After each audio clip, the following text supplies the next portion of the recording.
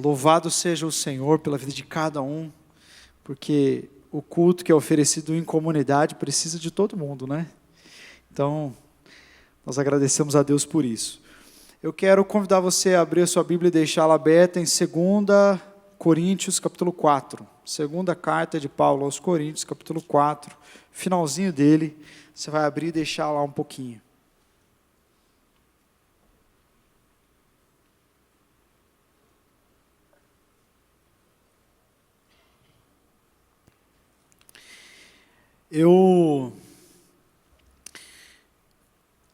No meu trabalho, na minha função que eu tenho no corpo, de ser um líder, um pastor, ainda que eu não seja um pastor, mas nessa função pastoral, e também principalmente na frente da escola do discípulo, com essa incumbência de falar sobre a palavra de Deus, tem algumas coisas que eu levo bastante a sério.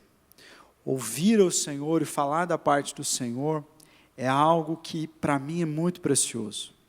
Mas para a gente falar da parte do Senhor, daquilo que Deus está falando, é preciso muito discernimento.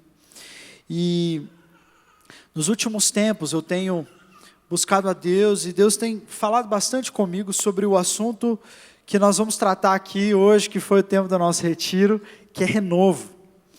E eu até compartilhei lá no retiro, vou fazer um apanhado de algumas coisas que nós falamos lá no retiro, mas é muito importante, porque eu não acho que é um tema para o retiro.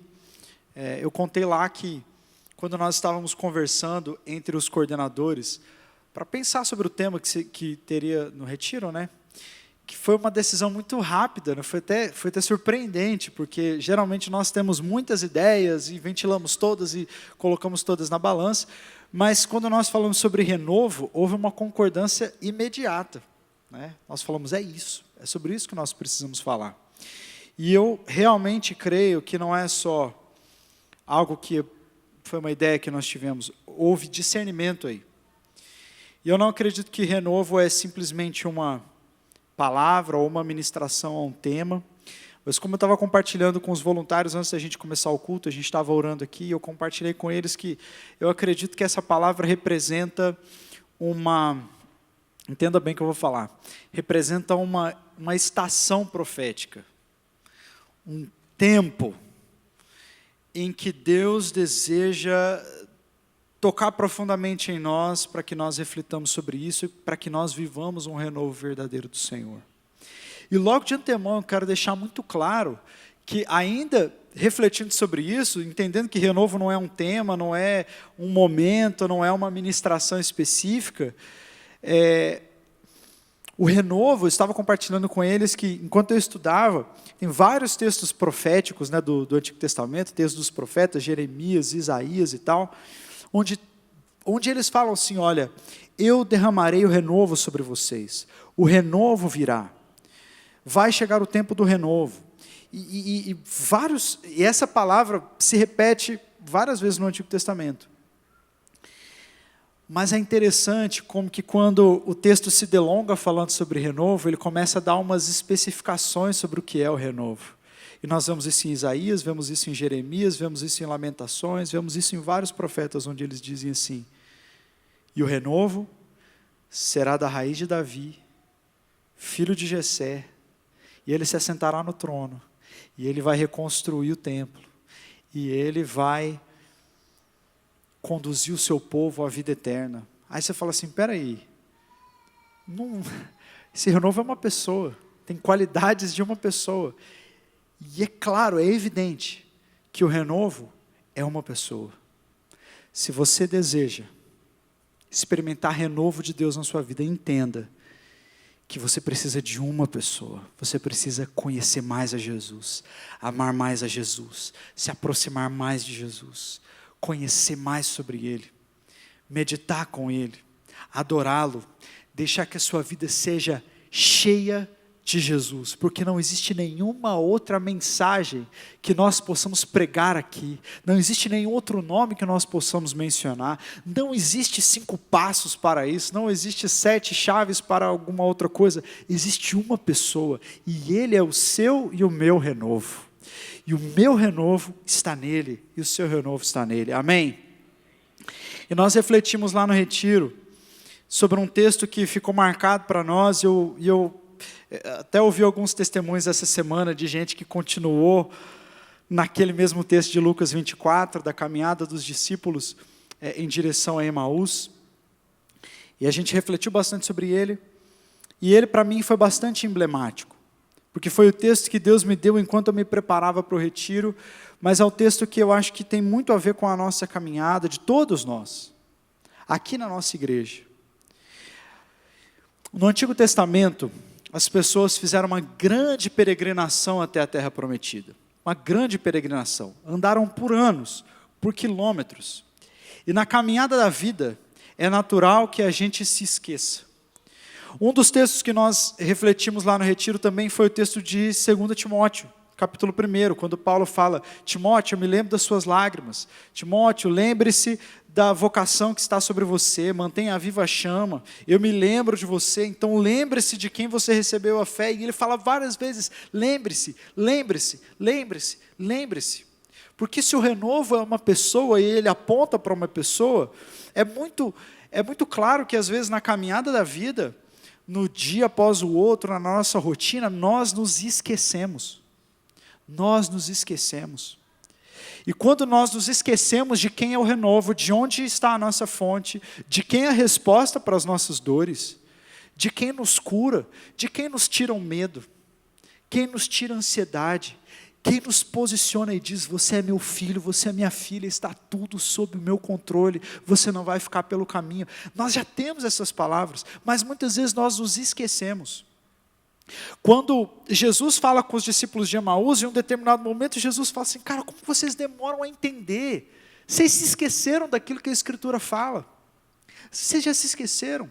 E quantas vezes eu me esqueço? Quantas vezes eu sou envolvido no problema, envolvido no dia a dia, envolvido no turbilhão de emoções e atividades que nós temos, e nós nos esquecemos. Isso acontece comigo, eu imagino que isso acontece com você. Isso acontecia com o povo de Israel.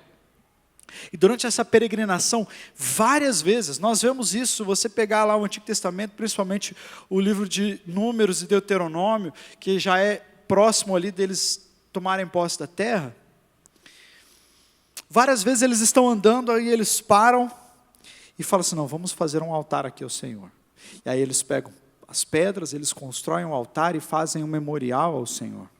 Era a maneira que eles tinham de falar assim: não, a gente precisa parar e a gente precisa se lembrar de quem é o centro.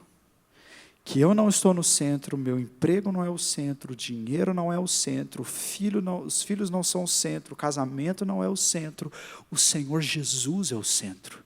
Nós estamos aqui pela graça dEle, pela misericórdia. Ele não nos abandona, Ele está conosco, Ele nos deu o seu Espírito, nós podemos permanecer, nós podemos viver coisas melhores. O Senhor está conosco, nós precisamos parar e nos lembrar. Nós precisamos contar isso aos nossos filhos, nós precisamos parar e nos lembrar. E é por isso que sempre quando Deus levanta um profeta em Israel, Ele sempre diz: assim diz o Senhor, o Deus de Abraão, de Isaque e Jacó. Porque a fé do hoje, ela está alicerçada naquilo que Deus fez na nossa história. A gente precisa parar e se lembrar. E quantas vezes a gente se esquece? Então eles paravam e faziam esses memoriais dizendo: vamos nos lembrar do Senhor que nos livrou da terra do Egito, da casa da escravidão. Ele é o nosso Senhor, Ele é o único Deus sobre nós. E aí então eles faziam uma renovação de aliança. Deus não precisa ficar renovando a sua aliança, porque Deus é fiel, Ele mantém a sua aliança conosco. Mas muitas vezes Israel é chamado a se lembrar, porque o esquecimento faz com que você perverta a aliança. E aí então Israel é chamado e fala assim: olha, está na hora de vocês renovarem a sua aliança, renovarem a entrega, renovarem a devoção, renovarem esse lugar que é só do Senhor, Deus nas suas vidas. E eles faziam isso.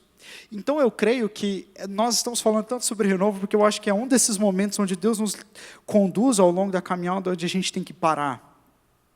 E a gente tem que se olhar nos olhos. E seja indivíduos ou comunidade, nós precisamos entender quem é que está no centro aqui. Sobre quem nós estamos falando. Em torno de que nós estamos orbitando. Porque é muito fácil nós nos esquecermos. É muito fácil sermos cooptados pelo ministério, sermos cooptados pelo fazer, sermos cooptados pelo mundo, sermos cooptados pelo ritmo frenético da vida e nos esquecermos daquele que nos amou desde o início, daquele que nos mantém, daquele que é amoroso, daquele que renova suas misericórdias sobre nós a cada manhã. O nosso renovo é uma pessoa, nós não podemos nos esquecer disso. Precisamos nos lembrar, precisamos parar e nos lembrar dele. Falamos sobre aquela caminhada dos discípulos que estavam indo para Emaús. 11 quilômetros, cerca de 11 quilômetros. Eles estavam tristes porque Jesus havia morrido e a esperança tinha se acabado. E aí eles se colocam naquela caminhada que nós refletimos que a caminhada do cansaço, a caminhada da tristeza, da desilusão, é a caminhada do afastamento. Eles se afastaram de Jerusalém. Veja bem, Jerusalém era o lugar onde o Senhor Jesus derramaria o seu Espírito. Era onde a maior promessa seria cumprida. Mas eles estavam tristes, desiludidos e por isso abandonaram o local da fé. Abandonaram o local onde Deus cumpriria suas promessas. Assim como a Letícia estava falando, né? Que ela estava nesse lugar de dúvida, de tristeza, mas ela falou, não, vou permanecer nesse lugar. E o Senhor cumpriu a sua promessa, derramou renovo sobre ela e sobre o seu pequeno grupo. Mas aqueles dois discípulos, eles falaram assim, não, nós vamos colocar o pé no caminho. E aí então eles começam a se afastar do local da fé. Eles se afastam dos discípulos, da comunidade da fé. Porque os outros 11 discípulos, né, ficaram em Jerusalém. As mulheres ficaram em Jerusalém. Mas nós percebemos quando, às vezes as pessoas estão cansadas e tristes, quando elas começam a se afastar dos discípulos, a se afastar daqueles outros que mantêm a fé. E aí elas começam a querer andar sozinhas. E elas colocam o pé no caminho. E todo o afastamento termina por reforçar ainda mais a frieza, a tristeza e a desilusão. O Senhor Jesus, Ele nos ama apesar disso, Ele nos encontra no caminho, é o que a gente aprende na história. Mas esse afastamento foi muito claro, o afastamento do local da fé, afastamento da comunidade da fé e afastamento do chamado da fé. Porque eles haviam sido chamados para andar com Jesus, mas agora que eles achavam que tudo tinha acabado, eu vou fazer outra coisa. Não vou mais seguir Jesus, eu vou pescar. Eu vou voltar para a minha vida, porque tudo se acabou. Então esse afastamento ficou claro na vida dos discípulos de Emaús, mas tão claro quanto isso, quanto a fragilidade deles, que é a minha fragilidade, a sua fragilidade, é a insistência de Jesus, que ressuscitado se coloca ao lado deles no caminho, e gasta um dia inteiro, o domingo da ressurreição inteiro, andando com esses dois discípulos que estavam entristecidos. E nós falamos lá sobre como que o Senhor encontra a mim e a você nesse caminho. Eu não sei se você está nesse caminho do afastamento. Você está se afastando do local da fé, dos discípulos, do chamado, das pessoas. Você está sentindo seu coração ficar cada vez mais duro, mais insensível. Você está querendo abrir mão de tudo, largar a mão de Jesus. Talvez não tão radicalmente, mas seu coração vai se esfriando, vai se afastando dele. O Senhor te encontra no caminho em nome de Jesus. O Senhor não te deixa sozinho. Ainda nos seus momentos de maior aflição, onde você coloca Deus contra a parede. A queixa deles ela é muito parecida com a queixa de Jeremias. Quando Jeremias diz para o Senhor, seduziste-me e seduzido fiquei. Tipo, o Senhor brincou com os meus sentimentos. Eu achei que era, mas não é. O Senhor falou comigo. E eu estou aqui te servindo, estou sendo fiel e está dando tudo errado. O Senhor me seduziu, o Senhor brincou com os meus sentimentos, eu estou aqui orando, eu estou aqui perseverando e nada acontece, a minha vida não muda.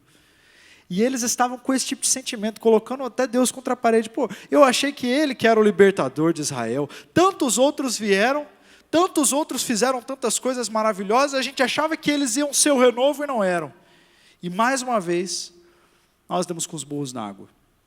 E aí Jesus ouve a queixa desses irmãos, ouve, e depois os conduz à palavra, porque o lugar do nosso renovo é a palavra de Deus. E aí então, eles começam a sentir o coração queimar. Eu lembro até que o Biten falou sobre isso, sobre ter o coração queimando, e como que isso é interessante, porque eles sentem o coração queimar, mas eles ao mesmo tempo não sentem.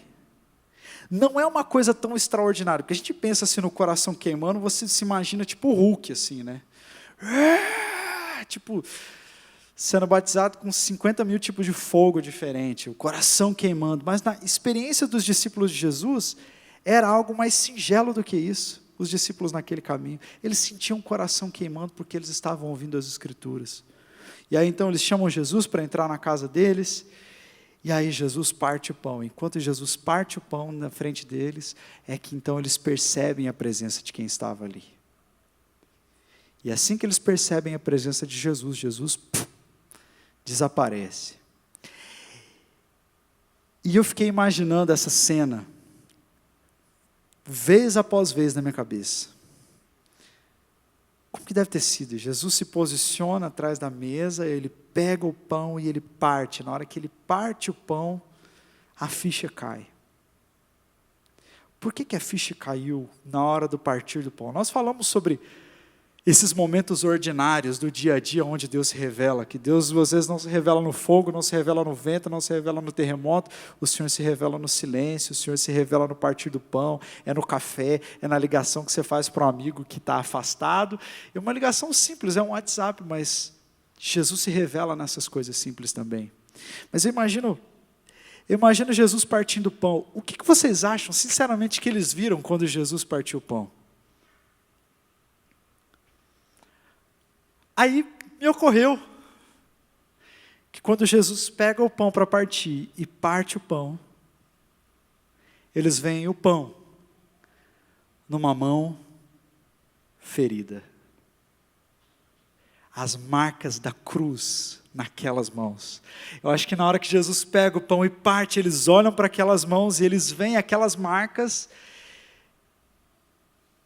Eles falam, é Ele.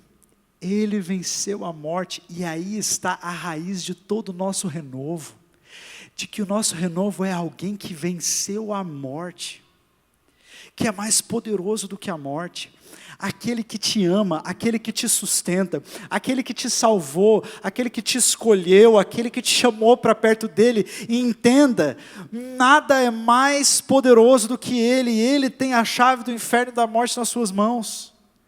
Ele venceu a morte. Ele venceu a morte. E aí, os olhos deles se abrem, e o Senhor Jesus desaparece do meio deles. E nós falamos sobre essa dificuldade de ver. Eu até pedi perdão para Deus, porque eu já preguei nesse texto há muitos anos atrás. O Senhor conhece meu coração, né? Mas, como eu falei, existe uma responsabilidade muito grande. E eu já falei sobre essa incapacidade dos discípulos de Emaús verem a Jesus como se fosse um problema deles, né? A gente fala muito sobre cegueira espiritual, que Jesus está do seu lado e você não consegue ver, e tal, como se isso fosse uma falha deles. Mas quando você vai ler o texto, não era uma falha deles. O próprio Jesus se oculta dos seus olhos. Jesus se oculta dos olhos dos seus discípulos.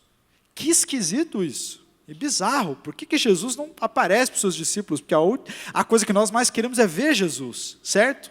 Nós queremos ver Jesus, mas Jesus se oculta dos olhos dos seus discípulos. E nós falamos sobre como que Deus faz isso. Muitas vezes Deus se oculta dos nossos olhos, nós não conseguimos ver Deus no momento em que nós estamos passando, porque Jesus está nos chamando para uma situação onde a fé se torna possível. Porque a fé se torna possível quando nós não conseguimos ver. Quando nada diante dos nossos olhos parece estar acontecendo. Esse é o lugar onde Jesus nos chama para que nós comecemos a crer.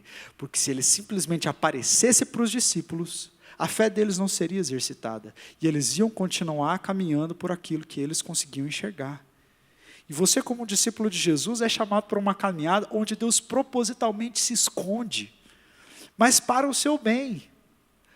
Para que você entenda que mesmo quando você não estiver vendo, Ele está com você na caminhada. Ainda que você esteja virando as suas costas para os planos de Deus. Ainda que você esteja virando as suas costas para o próprio Deus. Você esteja num caminho que te afasta das pessoas, te afasta da promessa, te afasta do chamado. Ainda assim, Ele anda nesse caminho com você. Ele não te abandona. E o nosso renovo está centrado nisso. E aí eu quero chamar você para ler o texto de 2 Coríntios, capítulo 4. E nós vamos ler primeiro o primeiro versículo, porque ele é importante para nós, e depois vamos para o versículo 16. 2 Coríntios, capítulo 4. Ele diz, versículo 1, portanto, então o texto não começa aí, portanto, visto que temos este ministério, que ministério é esse? É o apostolado de Paulo. Paulo está falando sobre ele, sobre o ministério de ser um apóstolo de Jesus. Visto que temos este ministério pela misericórdia que nos foi dada, não desanimamos. Portanto, visto que temos este ministério pela misericórdia que nos foi dada, não desanimamos. Agora vamos para o versículo 16. Como é que começa o versículo 16? Por isso, não desanimamos. Ele repete a expressão.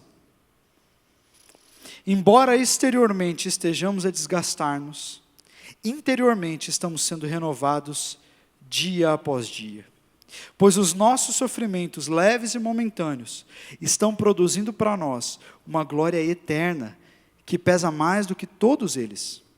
Assim, fixamos os olhos, não naquilo que se vê, mas no que não se vê, pois o que se vê é transitório, mas o que não se vê é eterno.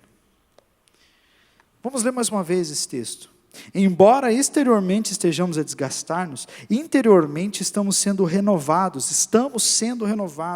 tempo presente, não seremos renovados, e já estamos sendo renovados dia após dia. Pois os nossos sofrimentos leves e momentâneos estão produzindo para nós uma glória eterna que pesa mais do que todos eles. Assim fixamos os olhos, não naquilo que se vê, mas naquilo que não se vê. Pois o que se vê é transitório, mas o que não se vê é eterno. Estamos diante de um homem que sabe o que é sofrer, que sabe o que é apanhar, tanto fisicamente, quanto emocionalmente, quanto espiritualmente. Estamos diante de um homem que conhece muito bem estes altos e baixos que nós passamos. Porque Paulo, apesar de ser tipo um Avenger do Evangelho, né, ele deixa muito claro para nós sobre a sua humanidade e a sua sensibilidade. Estamos diante de um homem que falou assim, olha, ainda bem que o Senhor curou Epafrodito, senão a gente ia ficar desesperado mesmo, e eu ia entrar em depressão, porque meu amigo estava doente, a gente já passa por tanta coisa, se perdesse um amigo, aí ia ser tristeza em cima de tristeza. Fala, pô, Paulo sente isso, né? Estamos diante de um homem que ficou com medo de morrer, algumas vezes. Então a gente consegue se relacionar com ele, por causa da nossa própria humanidade, por causa de que muitas vezes nós passamos por situações onde nós temos sentimentos parecidos. Mas ele diz o seguinte, nós não desanimamos. Nós não desanimamos. Nós não desanimamos. Aí eu vejo um texto desse, eu quero agarrá-lo. Porque existem segredos aqui na palavra. E existe esse exemplo do apóstolo Paulo que diz, nós não desanimamos. Embora exteriormente estejamos a desgastar-nos, interiormente estamos sendo renovados dia após dia. Ele faz 3 oposições nesse trecho que nós lemos aqui. E a primeira oposição que nós vemos é essa. Um corpo que se desgasta exteriormente, mas um espírito que é renovado dia após dia. Um corpo que se desgasta exteriormente e um espírito renovado. O corpo que se desgasta exteriormente é exatamente isso. Ele está dizendo, Eu não sou mais jovem como eu era no começo. Eu sinto dor em tudo quanto é lugar. Eu tô ficando careca. Eu tô ficando cheio de ruga. Eu não tô mais com aquele pique. Eu não tô conseguindo mais. Eu tô numa outra vibe. Eu tô cansado. Tá difícil. Mas embora exteriormente esse corpo esteja se desgastando, existe um homem interior. Tem algumas versões aí que dizem homem interior. Talvez seja a sua. O homem interior se renova dia após dia. Ou seja, ainda que fisicamente o ministério seja difícil para mim, ainda que fisicamente parece que eu estou sentindo mais, embora este corpo esteja se desgastando, o homem interior está renovado. Ainda que os anos passem, ainda que as dificuldades cheguem, ainda que o corpo exteriormente se desgaste, eu posso dizer, a minha alma está bem. A minha alma, eu falo que se o meu corpo está se desgastando exteriormente, a minha alma é o oposto, então a minha alma deve ter cabelo, topete, assim, né? Eu vou ter 90 anos, e você vai me ver assim andando de bengalinha, mas a minha alma vai estar bem, porque o meu homem interior é renovado dia após dia. Não esqueça-se disso, jamais, porque parece que são duas coisas inevitáveis aqui. Que esse corpo inevitavelmente se desgasta, mas o meu espírito inevitavelmente se renova. Porque tão certo quanto as dificuldades e os problemas e o sentimento de tristeza, de querer desistir, embora isso seja inevitável, a renovação, ela é presente. Note que ele fala, nós não seremos renovados, nós somos renovados. Enquanto nos desgastamos, somos renovados. São duas realidades presentes na vida do discípulo de Jesus. E você deve poder dizer também assim, olha, embora exteriormente seja difícil, seja desgastante, o meu espírito está sendo renovado por Deus. Existe renovo para o seu espírito, existe renovo para a sua alma. Amém? A segunda oposição que ele faz é quando ele diz no versículo 17: pois os nossos sofrimentos leves e momentâneos estão produzindo para nós uma glória eterna que pesa mais que todos eles. Veja que ele opõe sofrimentos leves e momentâneos com glória eterna pesada. Aquilo que nós estamos vivendo aqui é leve e momentâneo comparado, se colocado em perspectiva com aquilo que nos aguarda na eternidade. E é por isso que ele entra na terceira oposição. Assim, porque nós temos uma outra realidade que não é só essa, nós fixamos os nossos olhos na eternidade. Fixamos os nossos olhos não naquilo que se vê, mas no que não se vê, pois aquilo que se vê é transitório, mas o que não se vê é eterno. E a terceira oposição é uma realidade visível passageira com uma outra realidade, na verdade não é nem realidade visível passageira, é quase como uma aparência, mas eu não quero usar a palavra aparência para não cair na questão de filosofia platônica. Não, é uma aparente realidade que ela é transitória, e nós temos uma outra realidade que ela é mais real do que essa. Ela é eterna. E nós fixamos os olhos naquilo que há de vir. Nós fixamos os nossos olhos na ressurreição. Nós colocamos a nossa esperança em Jesus. Nós colocamos a nossa esperança no fato de que nós temos um Deus que não nos abandona e que no final do dia, a nossa fidelidade, no final do dia, a conclusão do nosso ministério, os nossos frutos estão sobre Ele e não sobre nós. Nós fixamos os olhos nisso, naquilo que nós não conseguimos ver. Lembra dos discípulos, os discípulos no caminho de Emaús, que eles não conseguiam ver aquilo que estava diante deles? É exatamente isso que Paulo está dizendo.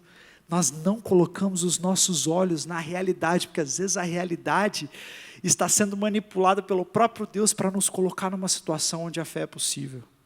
Por isso que nós não avaliamos a nossa vida, o nosso ministério pela aparência. Nós não avaliamos o nosso ministério por aquilo que está acontecendo ou deixando de acontecer. Nós não avaliamos a nossa vida por aquilo que é aparente para as pessoas. Nós colocamos os nossos olhos na mão perfurada. Nós fitamos os nossos olhos naquele que é poderoso para fazer infinitamente mais daquilo que pedimos e pensamos, no tempo dele, no modo dele, para a glória dele. E aí é que está o nosso renovo. O nosso renovo é que é tudo sobre ele, não é sobre nós, não é sobre a sua capacidade, não é sobre o momento que você está passando na vida, não é sobre o seu chamado, não é sobre a sua capacidade ou incapacidade, é tudo sobre ele. E se é tudo sobre ele, o peso deve sair dos seus ombros. Se é tudo sobre ele, você pode dizer, então nós não desanimamos, porque ainda que o corpo exterior esteja se corrompendo, o meu homem interior está sendo renovado. Deus está te aproximando dele nesse tempo, para que você tenha uma experiência muito mais forte e muito mais profunda de fé, que você já teve em toda a sua vida. Deus está te chamando para pisar num território desconhecido, no qual você não consegue enxergar, mas você pode crer. Deus está te chamando para dizer assim, você só vai viver uma vida sem desânimo, você só vai viver uma vida, ou sem desânimo não, mas uma vida que não acaba em desânimo, quando você conseguir tirar os olhos dessa realidade transitória, passageira, e colocar os seus olhos em mim.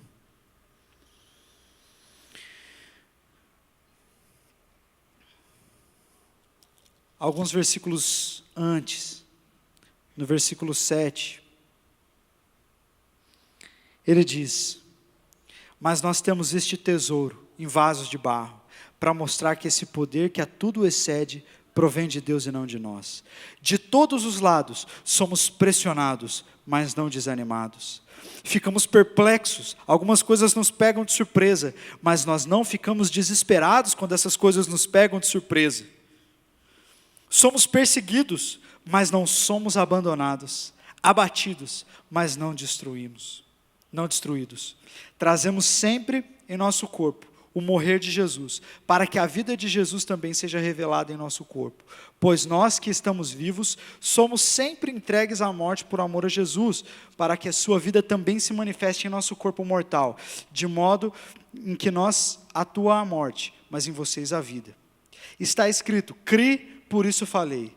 Com este mesmo espírito de fé, nós também cremos e por isso falamos, porque sabemos que aquele que ressuscitou o Senhor Jesus dentre os mortos, também nos ressuscitará com Jesus e nos apresentará com vocês. Ressurreição.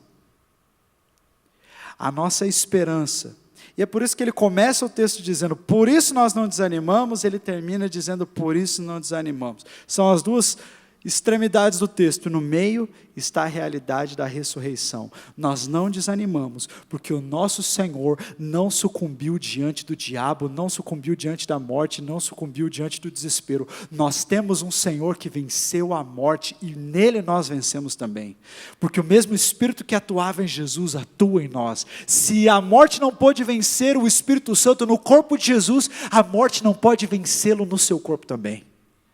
Amém? E para encerrar, nós falamos sobre como que Jesus chama a atenção dos discípulos de Emaús para a Escritura, dizendo, vocês não sabiam que o Cristo deveria padecer essas coisas? Não estava escrito? Não estava óbvio para vocês? Porque durante a Bíblia toda, a gente vê essa história de ressurreição, essa história de restauração.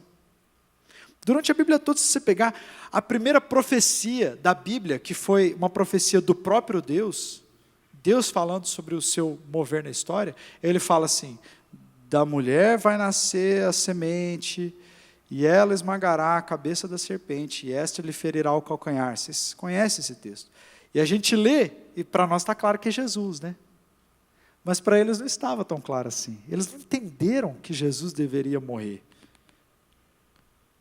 Mas isso mostra para nós que não está centrado naquilo que a gente entende. Não é sobre o que a gente entende.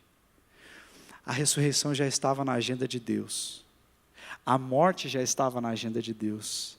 O problema que você está passando já estava na agenda de Deus.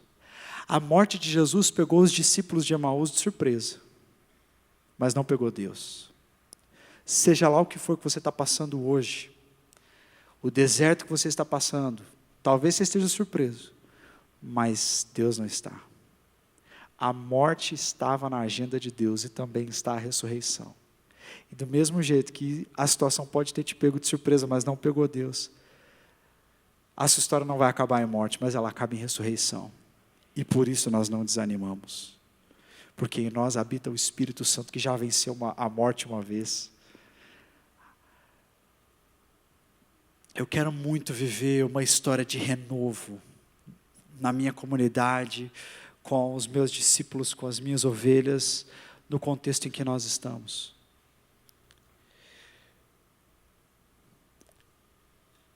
Mas eu me recuso a viver uma aparência de renovo que é centrada em qualquer outra coisa que não no Senhor Jesus morto e ressuscitado. Eu me recuso a mover as águas. Eu me recuso a manipular emocionalmente e espiritualmente as pessoas. Eu me recuso a pilhar as pessoas para que elas vivam simplesmente na vibe. Porque o nosso renovo é uma pessoa. Ele é da raiz de Davi. Ele é filho de Jessé. Ele se assenta no trono. Que seja sobre ele, ou que não seja Herol. Que seja a ressurreição de Jesus que me motiva, que seja o seu sacrifício, o seu amor, a sua graça me renovando todos os dias. Se não for isso, não vale a pena. Se não for sobre Jesus, será sobre alguma outra pessoa. Eu tinha um pastor lá no seminário, muito usado por Deus. E sempre que ele ministrava sobre permanecer no centro da vontade de Deus e fazer uma escolha pelo Senhor Jesus e se santificar, ele deixava muito claro, e eu não me esqueço das palavras dele até hoje. Ele falava assim: queridão,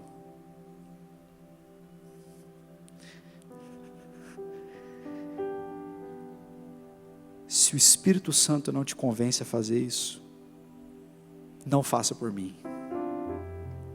Se o Espírito Santo não te constrange à santidade, não faça isso por mim. Porque eu não dou conta de te sustentar no dia mal. Eu não dou conta de te sustentar quando os problemas vierem, quando o deserto vier. Se não for por Jesus, se o Espírito Santo não está te constrangendo, quem sou eu para te constranger? E esse é o meu sentimento quando nós falamos todos esses dias sobre renovo. Senhor Jesus, é tão fácil. E Paulo fala sobre isso no capítulo 4, quando ele diz assim: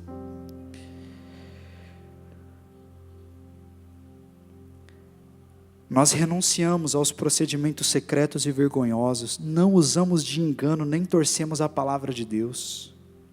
Eu não estou aqui para torcer a palavra de Deus, eu não estou aqui para manipular os sentimentos de ninguém, eu não estou aqui para jogar peso, jogar condenação. A única coisa que eu quero é que Jesus seja o mais precioso para nós. A única coisa que eu desejo é que nós possamos dizer: Ele é o meu renovo, nele está a minha vida, na sua ressurreição está a minha esperança. Os meus olhos não estão fitos no meu pastor, nem na minha igreja, nem nos meus problemas, nem nas minhas limitações. Os meus olhos estão trancados nele, estão trancados em Jesus, e naquelas realidades que eu não posso perceber. Eu não caminho por aquilo que eu estou vendo, eu caminho pela fé no Filho de Deus que me amou e a si mesmo se entregou por mim. Eu olho para ele e é nele que eu encontro a minha vida, é por ele que eu me apaixono, é nele que tudo faz sentido. Eu quero o Senhor Jesus, eu quero vê-lo, conhecê-lo. Eu abro mão de todas as coisas e considero todas as coisas como esterco pela excelência do conhecimento de Cristo Jesus, o meu Senhor. Os meus olhos estão nele e é ali que o renovo acontece. Quando os meus joelhos estão dobrados e eu estou perante ele. Ali eu não sou líder, não sou pastor, não sou fulano de tal. Ali eu sou filho. Ali eu ergo o meu altar de adoração. Ali eu me lembro do Senhor, daquilo que Ele fez na minha história. Ali eu renovo a minha aliança para com Ele e somente com Ele. E é ali que eu começo a experimentar o pão sendo partido comigo. as mãos feridas pela cruz. É tudo sobre Ele. É tudo sobre Ele. Nada, jamais deve ser mais importante, mais apaixonante, mais maravilhoso do que o nosso Senhor Jesus. Ele é o seu renovo. Ele é o meu renovo. Porque os nossos olhos estão nele. Nós não desanimamos. Amém? Porque ainda que seja difícil do lado de fora, aqui dentro eu estou firme. Ainda que do lado de fora seja difícil, o meu coração é mais dele hoje do que nunca. Ainda que eu esteja passando por essas leves e momentâneas tribulações, eu sei que um dia eu vou me colocar diante dele e nada passa desapercebido aos olhos dele. E naquele grande dia, quando eu me colocar na frente do Senhor lá no céu, eu vou abraçá-lo. Ele vai dizer: servo bom e fiel, entra no gozo do teu Senhor. Eu estava lá com você. Quando você estava naquela estrada, eu estava lá com você. Os meus olhos estão naquele dia. Amém? Eu quero pedir agora que o pessoal vai servir a ceia, já vai se posicionar para trazer os elementos. Mas tem tudo a ver, não é verdade? Com levantarmos um altar para nos lembrarmos daquilo que o Senhor fez na nossa história. Nós vamos celebrar a ceia do Senhor dentro de alguns instantes, dentro de alguns momentos. E a ceia do Senhor fala sobre isso. O significado da ceia é a lembrança daquilo que Jesus fez por nós na cruz. E uma renovação da nossa entrega mediante a sua entrega. É quando nós nos lembramos que é por causa do pão que Jesus partiu naquela última noite, que era o pão do seu próprio corpo. É por causa daquele gesto que nós podemos estar aqui hoje. É por causa da sua morte. Nós vamos nos lembrar, fazer isso em memorial ao Senhor, mas não só como memorial. Deus quer que você renove a sua aliança com Ele hoje. É renovo? É para fazermos as coisas pela fé, com os olhos fitos naquilo que nós não podemos ver, então nós vamos fazer isso. Só que Deus nos dá essa graça, de que o pão está aqui, e o suco de uva está aqui. Nada mais ordinário do que um pedaço de pão e suco de uva, não é verdade? Não tem nada de extraordinário sobre um pedaço de pão. E aí Deus pega esse pedaço de pão e fala assim: esse aqui é meu corpo. Eu estou tão dentro da sua vida, nas pequenas coisas, nas coisas mais ordinárias e triviais, que eu escolhi um pedaço de pão para falar: eu estou aqui. Esse é o meu sangue.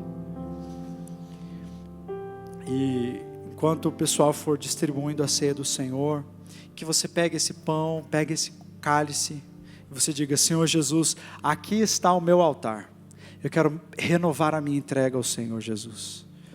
Eu quero mais uma vez dizer que eu sou teu. Que eu só posso comer desse pão e beber desse cálice porque o Senhor me amou primeiro. Porque o Senhor me viu e me amou quando ninguém me via e ninguém me amava. E o Senhor me deu vida eterna. Amém? Quem é que pode participar da ceia do Senhor? Aqueles que já se entregaram a Jesus, que passaram pelas águas do batismo, aqueles que confessaram ao Senhor Jesus como seu Senhor e Salvador. Essas pessoas são convidadas a participar da ceia. Mesmo que você não seja um membro da nossa igreja, se você é membro de alguma outra igreja evangélica, cristã, e você está em comunhão com a sua igreja, deseja participar conosco, sinta-se à vontade. As pessoas podem já distribuir, ninguém tira a bandeja, né? Ninguém vai dizer você pode, você não pode. É você que escolhe participar. Mas você deve participar. Se você está dizendo assim: puxa, mas minha vida não está bem, eu estou em pecado, eu preciso me acertar com Deus primeiro. Faça isso agora. Faça isso agora. Então coma e beba. Essa oportunidade que Deus está te dando. O renovo de Deus passa pelo renovo dos nossos relacionamentos. Jesus disse lá em Mateus: se você está indo oferecer o teu sacrifício lá no templo, você está indo levar uma oferta para Deus, você está indo adorar. Escute bem o que eu vou te falar agora. Escute bem. Se você está indo levar a sua oferta, e no caminho você se lembra que você está com relações rompidas com alguém, esquece a sua oferta, vai até essa pessoa, pede perdão, perdoa, se reconcilia com teu irmão, aí depois você adora. Porque se um discípulo de Jesus vem até ele com relações rompidas com alguém, a única coisa que esse discípulo pode receber de Deus é juízo. Então, o renovo de Deus passa pelo renovo das nossas relações. Passa por você dizer: Senhor, se eu quero me acertar com o Senhor, eu preciso me acertar com o meu irmão, eu preciso me acertar com a minha esposa, eu preciso me acertar com o meu marido, eu preciso me acertar com o meu líder, eu preciso me acertar com o meu liderado, eu preciso pedir perdão e eu preciso perdoar. Porque se eu me colocar diante do Senhor, eu me coloco numa posição indigna se eu estiver com relações rompidas. E o Senhor que me reconcilia a Deus, me reconcilia também com meu irmão. Então coloque isso no teu coração, peça perdão, perdoe e renove a sua aliança com o Senhor nessa noite.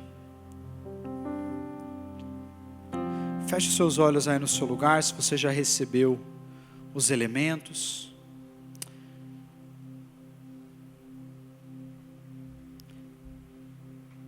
E diga para o Senhor com as suas palavras: Senhor Jesus, nessa noite eu quero renovar a minha aliança contigo. Eu quero me colocar na tua presença. Eu quero dizer obrigado porque o Senhor não me deixou me perder na estrada de Emaús. Porque o Senhor se colocou ao meu lado. E o Senhor não desiste de mim. E eu não vou chegar a Emaús. O Senhor vai me encontrar antes. E o Senhor vai me levar de volta. Diga com as suas palavras: Senhor Jesus, nessa noite eu quero renovar em obediência a minha entrega a Ti. Eu quero mais uma vez consagrar todo o meu ser a Ti.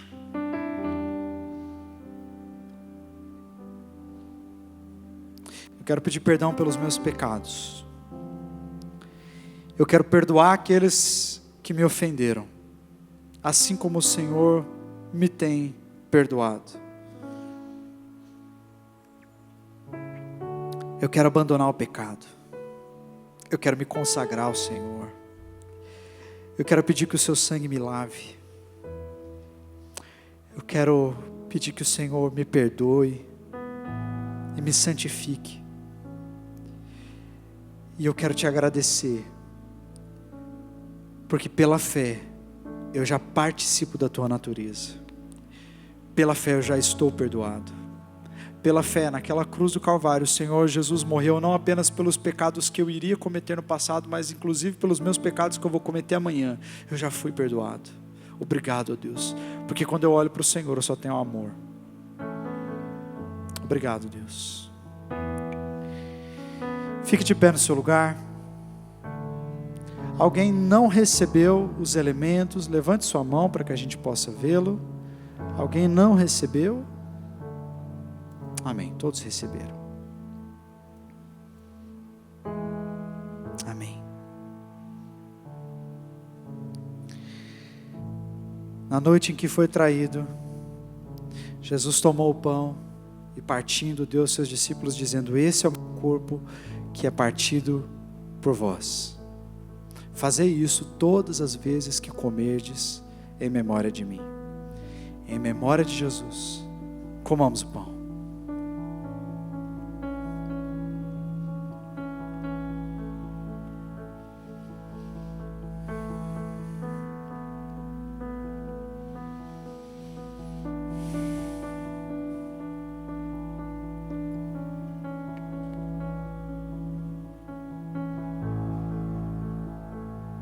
Da mesma forma, tomando o cálice, Jesus disse: esse é o meu sangue, o sangue da nova aliança, que é derramado em favor de vocês. Por causa desse sangue derramado, nós podemos crer que a morte não é o fim. Por causa deste sangue derramado, nós podemos crer que a sua história, a minha história vai acabar em vitória. Por causa deste sangue, nós podemos crer que naquele último dia, nós o veremos face a face. Não por nossa causa, mas por causa do seu grande amor. Por causa deste sangue. Em memória de Jesus e em celebração por aquilo que Ele fez, num sinal da nossa esperança e da renovação do amor de Deus sobre cada um, participe do cálice.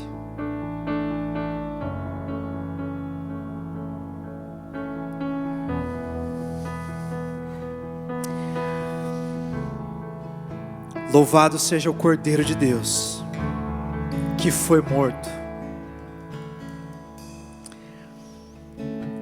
que padeceu sob Pôncio Pilatos, foi crucificado, morto e sepultado, mas ressurgiu ao terceiro dia conforme as Escrituras, subiu ao céu e está sentado à mão direita de Deus Pai Todo-Poderoso, de onde há de vir a julgar os vivos e os mortos, e o seu reino não terá fim.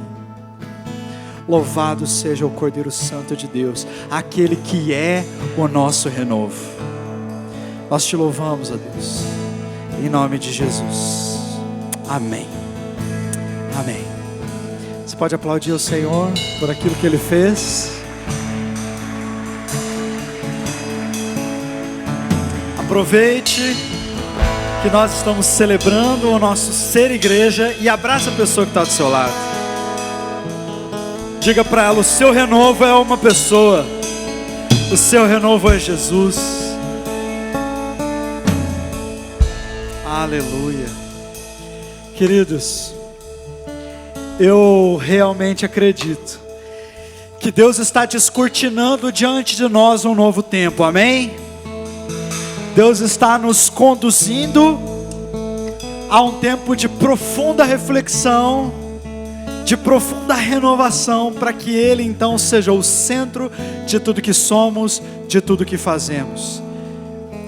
E cada vez que eu oro, cada vez que eu me coloco diante do Senhor, e eu intercedo pelo culto, eu intercedo pela rede, eu intercedo pela igreja, cada vez mais o Senhor vai dizendo: olha, eu estou fazendo algo. Eu estou fazendo algo. Algo novo vai vir sobre o meu povo. E no lugar do coração de pedra eu colocarei um coração de carne. E eles serão para mim o meu povo, e eu serei o seu Deus. Você pode crer nisso? Diga amém. Que o Senhor Jesus nos conceda a graça de sermos renovados, segundo as suas misericórdias, segundo a sua graça e aquilo que Ele mesmo já estabeleceu em si desde antes da fundação do mundo, para que fôssemos santos e irrepreensíveis em sua presença. Nós cremos nessa palavra e nela nos lançamos, sabendo que o nosso renovo ressuscitou. Aquele que é o nosso renovo ressuscitou. Que a graça do nosso Senhor e Salvador Jesus Cristo, o amor maravilhoso e perdoador do Pai, a atuação permanente e poderosa do Espírito Santo seja conosco, o povo de Deus espalhado em toda a terra, desde agora e para sempre. Amém. Amém. Vamos celebrar o Senhor. Vamos terminar essa noite com adoração, com celebração. Abraça mais uma vez quem está do seu lado e fala assim: semana que vem a gente se vê. Amém. Meu coração se encanta. Como posso agradecer-te por tudo que fizeste? O teu constante amor faz meu coração cantar. Me fazes voltar a viver para sempre. Fazes voltar a viver. Este é o momento. Tudo transforma. De ti eu sou livre. Te louvo, te louvo.